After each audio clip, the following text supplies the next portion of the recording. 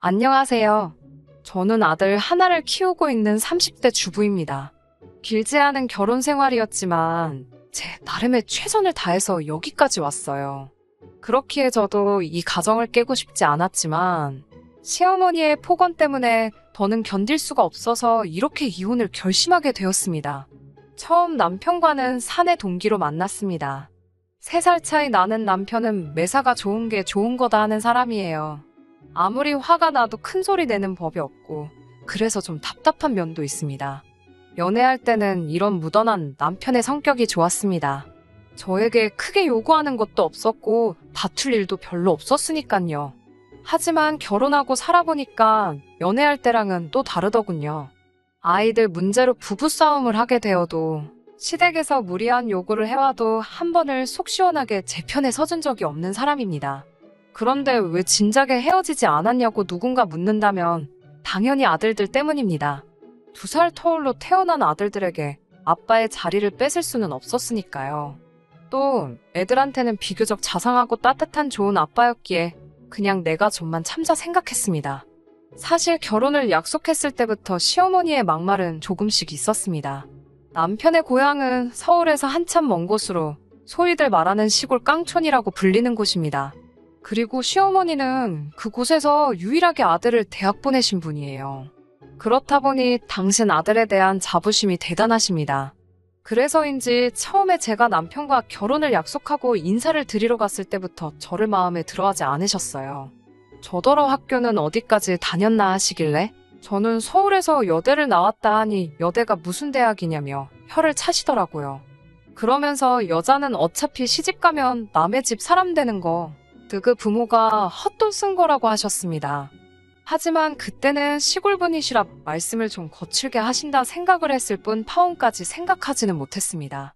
무엇보다 남편과 사이가 괜찮았고 남편이 시어머니께 자기가 졸업한 학교보다 이 사람이 졸업한 학교가 훨씬 좋은 대학이라고 저를 대변해 주었거든요. 그렇지만 시어머니는 그런 남편에게 언제부터 네가 나한테 말대꾸를 했냐며 괘씸하다면서 더는 들으려고 하지 않으셨습니다. 하지만 시어머니의 막말은 거기서 멈추지 않았습니다. 같이 회사를 다닐 때부터 남편은 인기가 많았어요. 아주 훤칠한 인물은 아니었지만 그래도 호감 가는 인상의 성격도 좋다고 소문이 나니 좋다는 여직원들이 많았어요. 소문으로는 대학교 다닐 때 총장 딸도 쫓아다녔다고 하더라고요. 그래서 저랑 사내 커플로 소문났을 때도 솔직히 주변 반응이 각양각색이긴 했습니다. 이게 안 들으려고 해도 다 결국엔 귀에 들어오더라고요. 보통 남직원들은 그래도 참한 여자 골라서 장가간다는 식이었고 여직원들은 눈이 삔 거 아니냐는 소리까지 하더라고요. 제가 막 아주 늘씬하고 얼굴이 예쁘고 그렇진 않거든요. 저는 사실 좀 통통하고 그냥 웃는 상이에요. 귀엽다는 소리는 몇 번 들어봤어도 예쁘다는 소리는 거의 못 들어본 게 사실이고요. 그런데 시어머니가 번번이 제 외모를 지적하시더라고요. 가만히 있는데 왜 인상을 쓰고 있냐고 하시면서 여자가 그러고 있으면 들어오던 복도 나간다고 하시고요. 한 번은 김장 때문에 신우들은 물론이고 주변 사는 이웃들까지 다 시댁에 모인 날이었습니다. 시댁 식구들은 누구 하나 할 것 없이 다들 말랐어요. 신우들은 저만 보면 왜 이렇게 부었냐고 그러고 어디 아픈 건 아니지라며 걱정해주는 척을 했지만 한마디로 저 살쪘다고 돌려서 비꼬는 걸 전 알고 있었습니다. 하지만 저는 한 번도 신우들의 말은 몸이 부러웠던 적이 없거든요. 그래서 그러던지 말던지 크게 신경 쓰지 않았어요. 그런데 그날도 김장을 하러 간 거니까 제가 좀 헐렁한 옷을 입고 있었거든요. 그랬더니 시어머니가 다들 모인 자리에서 저더러 살 좀 빼라고 이래가지고 어떻게 애를 낳냐면서 무안을 주시더라고요. 그때는 남편도 화가 나서 시어머니한테 도대체 이 사람한테 왜 그러냐고 화를 버럭 내더라고요. 그랬더니 시어머니가 오히려 사람들 있는 데서 서럽다며 며느리 없고서 아들놈이 배는 게 없는지 제 엄마한테 저러고 달라든다며 엉엉 우시는 거예요. 평소에는 당신도 한마디 같이 하시고는 무시해버리시는 양반이 보는 눈이 많으니까 완전히 태도를 바꿔버리셨고 졸지의 남편은 아주 천하에 없는 불효자식이 되어버렸습니다. 저도 아주 못돼 처먹은 며느리가 되어버렸고요. 그리고 그날 이후로 남편은 시어머니께 죄송한 마음이 들었는지 전보다 더 잘하고 더 신경 쓰는 효자가 되어버렸네요. 김장 사건 이후 얼마 뒤 제가 임신을 했습니다. 양가 도움 없이 15평 남짓의 투룸에서 살림을 하고 있었는데 하루는 말도 없이 시어머니와 시아버지가 올라오셨더라고요. 집들이 이후로 한 1년 반 만에 오셨던 거예요. 그런데 오시자마자 집을 둘러보시더니 아직도 이 집구석에 사냐면서 어디 시부모 잘 곳도 없다고 옹삭하다며 계속 싫은 소리를 하시더라고요. 제가 멋쩍게 작은 방 치워드릴게요 하니까 어디 시부모가 왔는데 창고 같은 작은 방에서 자라고 하냐고 당신들이 안방을 쓰시겠다 하더라고요. 당시 저도 배가 불러오고 있어서 안방 침대를 내어드리고 바닥에서 자기가 곤란한 상황이었거든요. 결국 남편이 시어머니더러 그러면 오늘은 며느리랑 같이 안방에서 주무시라고 대신 이 사람 자다가 물 마시고 싶다거나 뭐 필요하면 엄마가 해줘야 한다고 했어요. 그러자 시어머니는 며느리가 상전이냐고 한마디 하시더라고요. 남편이 손주 가진 며느리한테 그 정도도 못 해주냐고 하니까 그제서야 됐다고 그냥 작은 방에서 주무시겠다 하시더라고요. 하루 이틀 계시다 신혼회로 가실 건가 했는데 3일째가 되도록 가시지도 않고 신우 쪽에서도 전화 한 통이 없길래 이상하다 싶었습니다. 그래서 제가 시부모님께 언제쯤 내려가실 거냐고 하니까 노인네 둘이 깡촌에서 할 것도 없고 심심하시다며 한 달쯤 있다 갈 생각이라 하시더군요. 그 말을 듣는데 정말 눈앞이 깜깜했습니다. 그러더니 저에게 집에만 있으면 갑갑하다 하시면서 나가서 산에라도 가자고 하시는 거예요. 임신 후 5개월인 며느리한테 산에 가자고 하는 시부모님이 또 계실까요? 그러시면서 하시는 말씀이 너 살도 좀 빼야 되지 않겠냐면서 얼른 산에 가게 준비 좀 하고 나오래요. 그러더니 냉장고를 열어보시고는 사과랑 바나나 같은 과일 좀 챙겨라. 가서 배고프면 힘드니까. 그러시는데 한숨이 절로 나오더라고요. 남편에게 전화를 걸어 상황을 전달하면 나는 정말 가고 싶지 않다고 말했지만 남편도 일하는 중이라 바쁘다며 그냥 눈 딱 감고 한 번만 따라갔다 오래요. 최소한 성의는 보여드려야 하지 않겠냐면서요. 그리고 그날 시부모님이 챙기라는 과일에 생수병까지 챙겨 메고 산에 다녀와야만 했습니다. 그렇게 한 열흘 정도 지날 무렵에는 저도 정말 죽겠더라고요. 남편한테 제발 신우한테 모시고 가라고 하던가 어떻게 해서든 우리 집에서 좀 나가시게 해달라고요. 태교는 둘째치고 스트레스 받아서 있던 애도 잘못될까 무서워 죽겠다고요. 제가 그렇게 말하자 그제서야 남편도 정신이 들었는지 알겠다 하더니 신우한테 연락을 한 것 같았어요. 그 다다음 날 신우가 시부모님을 모시러 왔고 시어머니는 너가 여길 뭐하러 왔냐며 당신은 아무데도 안 가신다고 고집을 피우셨습니다. 그러면서 당신 아들 집인데 저더러 왜 자길 내쫓냐며 분하다고 하시더군요. 저도 이것만큼은 시어머니께 확실히 말씀드려야겠다 싶어서 저랑 남편 똑같이 반반 부담해서 보증금 넣고 들어온 집인데 왜 이게 남편 혼자만의 집일 수가 있냐고 이건 저희 집이라고 그랬어요. 그러자 옆에 있던 신우가 잠깐 얘기 좀 하자고 그러더라고요. 옳게 내가 동생이 중간에서 힘들다고 하길래 두말 않고 우리 엄마 모시러 왔으면 고맙습니다 하고 가만히나 있으면 되는 거지. 뭐가 그렇게 당당해서 나이든 노인네한테 이게 내 거니 네 거니 따지고 앉아있어 라는 거예요. 그러면서 둘이 보증금이야 반반 했는지 몰라도 지금은 내 동생이 벌어오는 걸로 먹고 살잖아. 근데 뭐가 그렇게 당당해? 그러는데 어이가 없더라고요. 그 말을 듣는데 얼마나 분하던지 온몸이 파르르르 떨리는 것 같았어요. 신우는 그건 눈치를 못 챘는지 아무튼 옳게 다시 봤다면서 시부모님을 모시고 나갔습니다. 나가시면서도 그냥은 안 나가시고 무슨 저를 불구대천의 원수라도 만난 것 마냥 문 밖을 나가실 때까지 도끼 눈을 뜨고 저를 째려보고 계시더라고요. 다행히 그 이후로 시부모님은 한동안 저희 집에 발길을 끊으셨습니다. 그리고 그 덕분인지 저는 순산하여 눈에 넣어도 아프지 않을 아들을 얻게 되었어요. 아들은 누가 봐도 저를 꼭 닮아 있었습니다. 저희 친정 식구들 모두 제가 어렸을 때랑 똑같다면서 신기하다고 하더라고요. 그런데 시부모님은 아주 당신 아들 어렸을 때랑 똑같이 생겼다면서 똘똘하게 생겼다고 좋아하시더라고요. 지 엄마, 그러니까 저를 안 닮아서 얼마나 다행이냐고요. 듣고 있자니 어이가 없었지만 갓 태어난 아기를 앞에 두고 큰 소리 내기도 싫어서 그냥 귓등으로 듣고 흘려버렸어요. 그 이후로도 시시콜콜한 잔소리 참 많았는데요. 그런 건 이제 그만 이야기하고 지금껏 잘 참아온 제가 이혼을 결심하게 된 이유를 이야기해보겠습니다.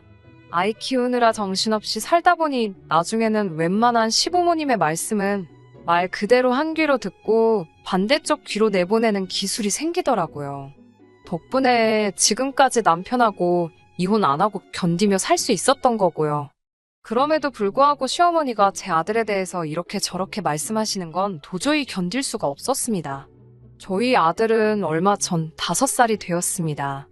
요즘 애들은 4살 때부터 한글은 물론이고 알파벳도 배운다고 하던데 저희 아들은 그렇게는 잘 못하더라고요. 전 조바심이 났지만 남편은 때 되면 다 하게 된다고 아직도 피덩이나 마찬가지인데 너무 애한테 스트레스 주지 말자는 주의였어요.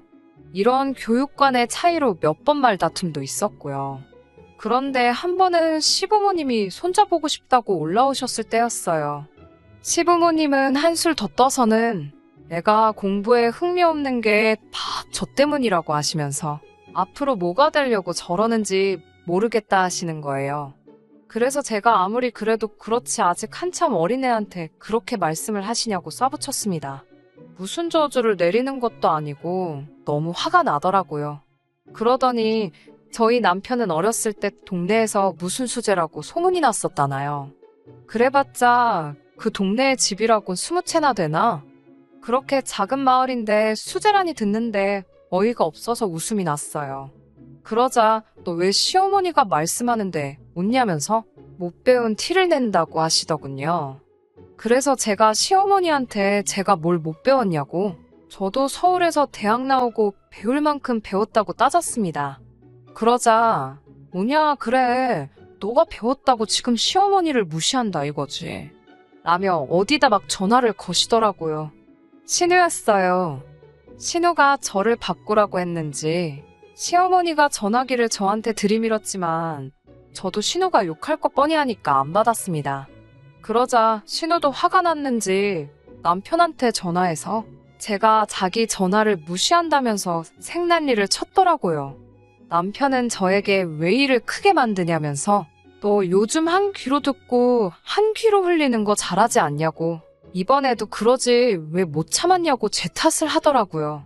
제가 나에 대해서 이러쿵저러쿵 말씀하시는 건 얼마든지 하셔도 괜찮다고. 하지만 왜 아직 앞길이 구말리인 손자한테 그런 소리를 하시냐고 기분 나쁘다고 그랬어요. 그러다 시어머니가 사시면 앞으로 얼마나 사시겠냐면서 나중에 후회하지 말고 계실 때 잘하라고 하더군요. 그 말을 듣는데 얼마나 성질이 나던지 저도 지지 않고 시어머니는 나한테 그러는 거 후회 안 하신대? 라고 따져 물었습니다. 그러자 남편도 딱히 할 말이 없는지 한숨만 쉬더라고요. 그리고는 얼마 전에 결정적인 사건이 있었습니다. 시어머니가 며칠 전부터 신으며 저희 남편이며 연락을 해서 당신이 아프시다고 소문을 내셨더라고요.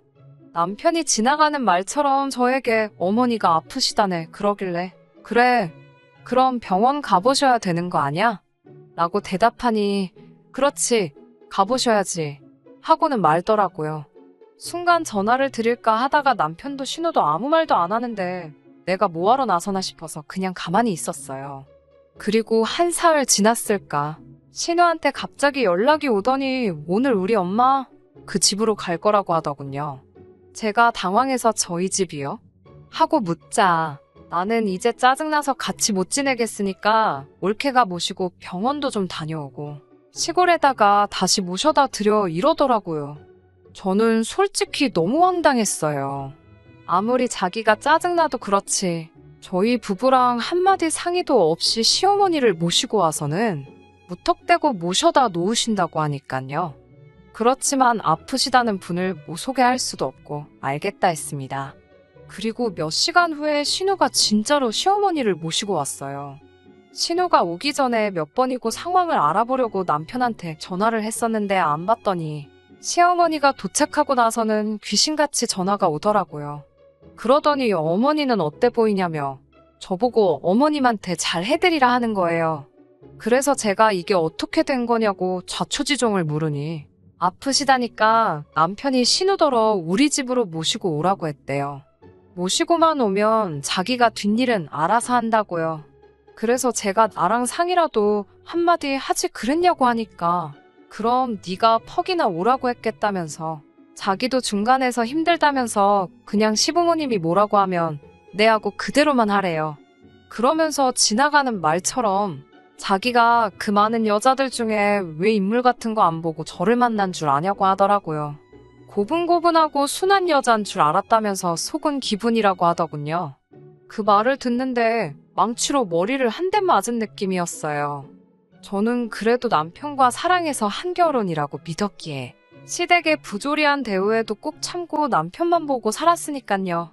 제가 그날 밤 퇴근하고 돌아온 남편에게 나를 사랑한 적은 있냐고 물으니까 남편이 그냥 홧김에 한 소리를 가지고 또 무슨 사랑했냐는 그런 소리까지 나오냐면서 그만하자고 자기 피곤하다고 그러더군요. 지금 생각해보면 저는 그때 남편이 한 수 접고 들어가는 그 모습에서 어떻게든 희망을 찾으려고 한 것 같아요.